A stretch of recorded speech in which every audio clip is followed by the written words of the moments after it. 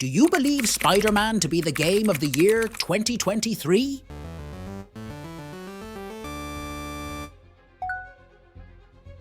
First off, Spider-Man 2 was developed by Insomniac Games under PS Studios that had produced the Spider-Man and Spider-Man Miles Morales games, as well as Ratchet and Clank. Given that it sold 2.5 million copies in just 24 hours, the chances are pretty good. God of War managed to sell 3.1 million copies in 1 week, giving you an indication of how enormous 2.5 million sales is. In just 24 hours, that represents 80% of God of War's first week sales.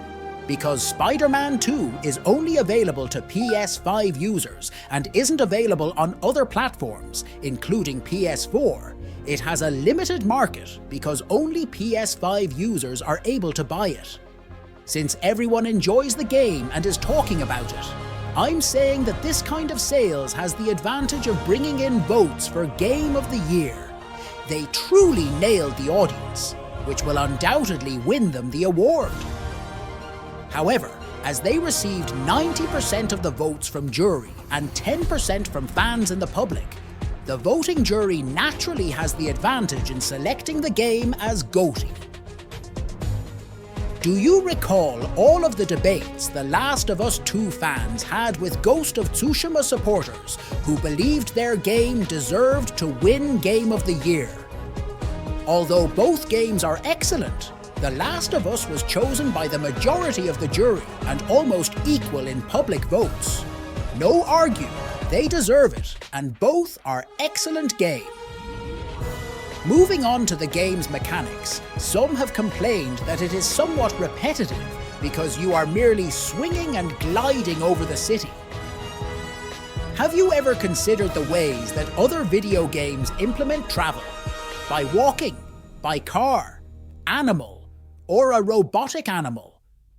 Everyone enjoys swinging like Spider-Man, and they have already helped us grasp how wonderful swinging is with this game. Of course, including the intricately created structures from New York City, along with a large number of NPCs. The new mechanics. Gliding was extremely cool. You can see the gliding rings that will increase your speed and allow you to glide over many sections without touching the ground, as well as the slingshots that will give you a significant boost in velocity. Speaking of fast travel, it's a feature seen in many open-world games, and one that Spider-Man 2 makes extremely quick with smooth transitions. Is this the top fast loading in PlayStation game history? Look at how smoothly it moves into another area of the map. People frequently complain that fast travel takes a long time to load, and that open-world game players are impatient. But Spider-Man 2's fast travel completely changes the dynamic of the game. Okay, here are some semi-spoilers. Miles Morales and Peter Parker will each have a unique set of skills, which means that as you progress through the story, new powers will become available. You shouldn't forget the R3 and L3 skills either. They are both unique. Even if you're not an excellent gamer, the parry and dodge combo will make you feel like one, providing for a gamer-friendly, incredibly cool combat system. The gadgets are also important.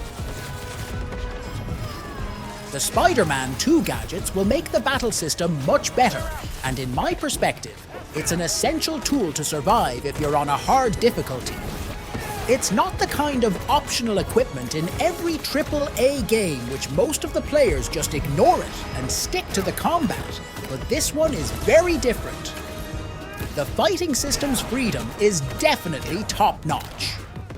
The only thing I can say about the story is that it has a lot of characters and makes me feel like I'm watching a Marvel movie. As you complete the story, everything starts to go insane. Even the side quests contain spoilers for the DLC or upcoming Spider-Man game. This game has a ton of villainous characters, including some menacing symbiotes.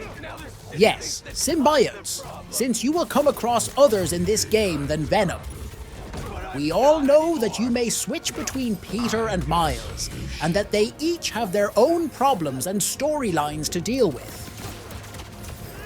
In some more serious circumstances, both of them are present to take out the bad guys. Peter Parker was focusing on his own career growth and how he got a job when an opportunity from his best friend, who later turned into a villain as is customary in comic books, offered itself. While Miles Morales, searching for Mr. Negative, the cause of his father's death, and conversing with his uncle Aaron, who retired since he was a prowler, Miles Morales also encountered power-ups. The internet has previously hinted that Venom is the main bad guy, and Kraven is only a supporting bad guy who hunts other bad guys to show off his strength and predatory instincts. Who do you believe the Venom will first affect? On Harry, Peter's closest friend, of course. Everyone already knew about it, but the fact that Insomniac Games included every foe in SpiderMan 2 gets me excited to find those people as I play.